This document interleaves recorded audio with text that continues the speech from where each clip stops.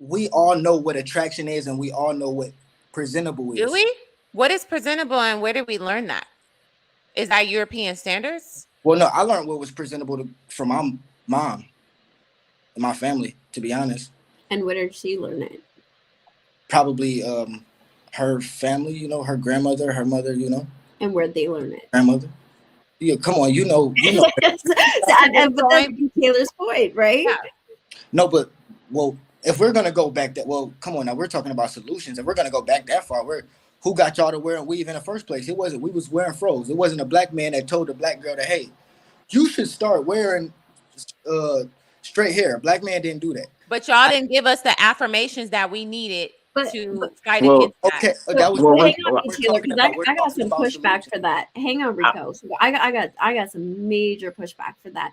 We're not going to pretend like back in times in Africa, people were not wearing wigs and weaves. We're not going to pretend like that didn't exist before colonialism. Like that wigs, or are you talking about braids with weave? No, I am talking Wigs. about wigs and weaves. It has been it has been proven. There are archives. What kind of wigs and at what times though? It doesn't matter. No, that's not doesn't matter. no. You're splitting going down hairs a rabbit into hole. semantics, right? Okay. Like this Yeah. idea, like that women are wearing their hair in a certain way to present as whiteness, that has been manipulated through colonialism, as if these things didn't exist pre-colonialism. I never said that. I never said women were trying to be white or have whiteness. I was just saying there's reasons why they did it. I didn't even want to get into that. But it wasn't black men that told the black woman, go from that fro and go straighten your hair. It wasn't the black man that converted to that But sense. y'all didn't fight So- against it. Y'all didn't give us the We say we don't like it all the time. But No, now so- y'all are Black men in saying- 2022 Rico- are still saying we don't like that shit. Rico, to your point, brother, to your point, you kind of wrong. Only because if you look at even during the time of the civil rights movement, like Michael Metz, for example, right? Well, technically, before he even got heavily involved in the civil rights movement, he got his hair permed. So there was a time where black men, whether they directly told somebody or through their actions, they told black women, "Hey, us as black men, we want to be closer to whiteness. Let's perm our hair," and thus the black women perm their hair. When I was in the high school, I graduated high school in 2006. I'm 34. So even when I was in high school, there were black men perming their hair, just like you seen Andre 3000 perming his hair. So it's been whether they really told somebody or through their actions they told somebody, black men have done it. Maybe not in the masses, but black men have done it. I That's get very what curl, you're too. saying by being the leaders of the community. We started, so I get what you're saying. That makes Yeah, sense. that's all they were saying. That's all they were saying. We've done it. But not only that, like let's take it a step further, right? Like when it comes to, hey, like we can't do this household thing under one income. I need you to go get a job. But in order for that woman to go get a job, her hair's got to look a certain way. You know what, sis? I need you to take one for the team. So let's not pretend that black men are not a part of this, right? Even when it comes to little girls, you think your little girls aren't overhearing you talk about hair texture? Yeah, you think like that's the not hair. affecting it? Like I think it's like we can't pretend like black men don't have a say or influence on how women wear their hair. Whether some agree with it or not, there are men out there that are like, nah, sis, you got to be wearing a weave or a wig, otherwise I'm not looking at you and like any kind of way. So right? And so like there's an influence, right? Whether it's positive or negative, it strictly is landing on what your perspective is, but there is definitely an influence. So I got a question. How would you, when you wake up, Ness, when you wake up, how would your hair naturally look? I have pretty tight curls. I mean, what does it look like? I guess I'm saying what it would be like more puffy. Would it not? Because to me, right now, your hair looks like just straight. But so would it look like that or look like something else? Because I've pressed it. So when I do my curls, when they are moisturized properly, they don't reach my shoulders. Okay. There's that much shrinkage that they do not reach my shoulders. Even now, there's a loose curl in it that if it's not pinned straight, so it's not falling as long as it could, right? And all of those things play a factor on how certain men interact with me. So what, if you don't mind telling me, what's your hair texture? I have 3C hair. Okay, so I just asked my wife before I got on, asked her what her hair size was. It's 3B. And so, That's mine. okay. So when I met my wife, No, not 3B. Sorry. Anyway, go ahead. it's cool, it's cool. So when I met my wife, her hair was natural. It wasn't necessarily like yours right now. It's like literally natural. Oh, it was curly and everything. I had no problem with that, honestly.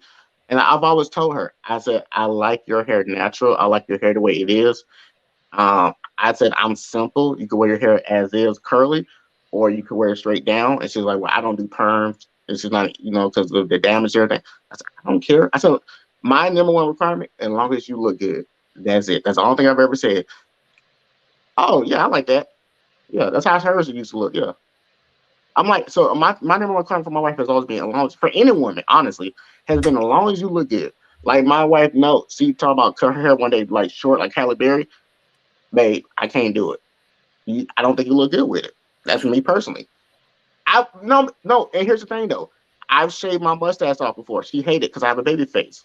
So so there's give and take on both ends, right? So, but that's not for me personally, for any woman I've ever been with, and I've only been with black women. My only requirement is as long as you look good. So I think there are a segment of men, maybe not the majority of men, I don't know. Our segment man is like, as long as you look good with your hair, regardless of how natural it is, we don't care. And I think there are another segment man is you have to meet the so-called European standard. But I think if more women, I would say this, if more black women set the standard for other black women, I think more black men will fall in line. But why can't black men start encouraging us to and take off the wigs and embrace our natural hair? But at the same time, y'all are telling us that it's not the natural hair y'all want. Y'all just want us to stop wearing weaves and fix our natural hair into European standards or acceptable or kept standards. So I we've keep emphasizing on this unkept thing. so What I we established so we tell established us already that there are two definitions of natural hair, right? We established that tonight. So I think first, black women would have to make sure black men are on the same page of what's actually natural. To make sure we have the same definition. Once we realize what the definition is, then we need to see those black women and understand what that actually looks like, right? Because until I met my wife, and I have a mom, I have a sister, and my sister light skinned, but both my parents are the same color as me. So, whatever, her hair is a little different. I ain't know nothing about 4C, 4A, 4B, 1, 2, whatever. I ain't know nothing about that. So once we figure out the definition, which is a part of the solution, right? We're talking about solutions for the we're on the same page of definition. 2, we need to see what does that look like. And 3, once we figure out what does that look like, understand what type of maintenance or whatever is required, and how simple it is to curl or how simple it is to press, or whatever the case may be, and just get on the same page. I think we're just not on the same page because we don't understand. I don't understand hair. I don't. I get my hair ever since I was a little kid. I got my hair cut. You see my baby pictures? My hair is like all silky, slick, maybe like most babies, But I got 2 sons, but both my sons right now, their hair texture is very different. I got one. He's 3. He got like a little ponytail. His hair is very still. My wife, she maintenance his hair, and then my oldest son, he's 11. She wish he had made his hair as much, but his hair is like mine right now, right? So it goes back to that. It goes back to like the maintenance. To understand, we understand hair is not just hair in our community. It's something more. And so I think that's the third solution: understanding what hair represents, even curls, even locks, even I was braids. trying to say that. Like Yeah, hair it's is something more. an extension of our being. Yeah, It's definitely it can be our strength or our weakness. We wear our emotions in our hair. A lot of people don't realize that. Our diets show up in our hair. At like what we're dealing with internally shows up in our hair.